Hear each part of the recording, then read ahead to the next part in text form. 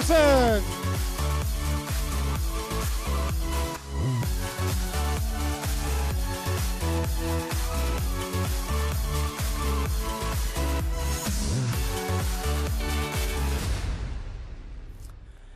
Hello world, and welcome to another session of the School of Increase. And this session is going to be about a subject that we call self-image. And what is self-image? Well, you can look at the word self and image. It's the image of yourself. Who you really are, or actually who you really think that you are. You have a self-image, which actually will dictates your decisions in life. So if you help someone a little bit and maybe they don't succeed, and you help someone just a little bit on this side and they won't succeed, it's according to their self-image. Because it doesn't really matter what good tools or, the money doesn't come to the best business with the best products. It comes to the business with the best leaders. Leadership is the key to success. And since it's not about you, it's about the people that you're going to help. Because remember that you didn't come here to make a living. You came here to make a difference in people's lives. And since you can't give what you don't have, you gotta make sure you have a good self-image. So where does it come from? What is it? We all know that the great saying from the great Jim Rohn, he said that you can have more because you can become more than you already are. And the one-liners that I used to say is, you're not who you think you are who you think you are. That is actually about your self-image. So how do we get the self-image? Where does it come from? Well, it's a product since we were born by the people who we spend the time with. Our parents in school, our friends, everyone contributes to our self-image. They kind of put something inside of us that we tend to believe. And I heard that person that's 18 years old have heard the word no 100,000 times. Can you believe that? Since you were little, you heard no. And if you walk around with a no program in your self-image, it's not going to be good. But the best thing is that you can change your self-image. And before I go any further, I will tell you a story, not a story, but the thing I read in a book a couple of years ago that really, got me interested in this subject. And it's actually about our brain, because that's what it's all about, And this guy, this scientist, he wrote a book, and he had a chapter about the function of the brain. And why I'm telling you this is so you know that you are a creation for success.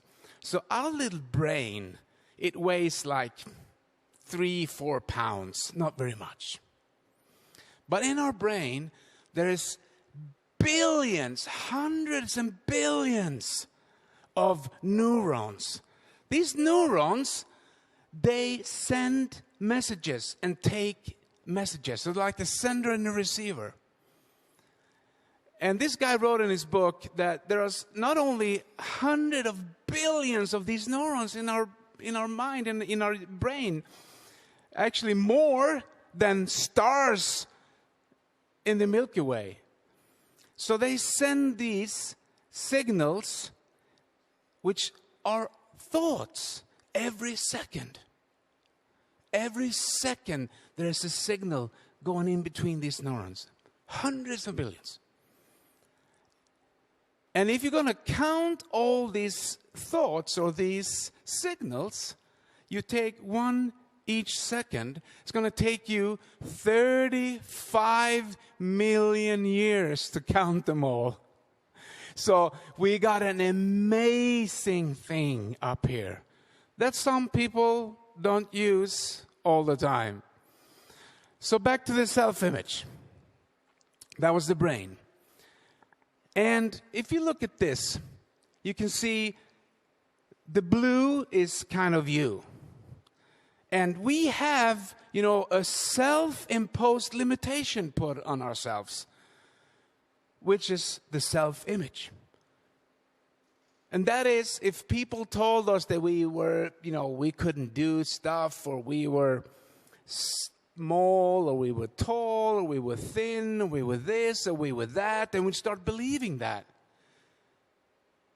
It's hard to go out in the world and succeed with a poor self-image. But I said we can change it. So the blue is you. Then you can see the limitation we put on ourselves. So it's a lot of room for expansion, for change. And remember, we talk about that. If you want things to change, you got to change. So this is how it could look.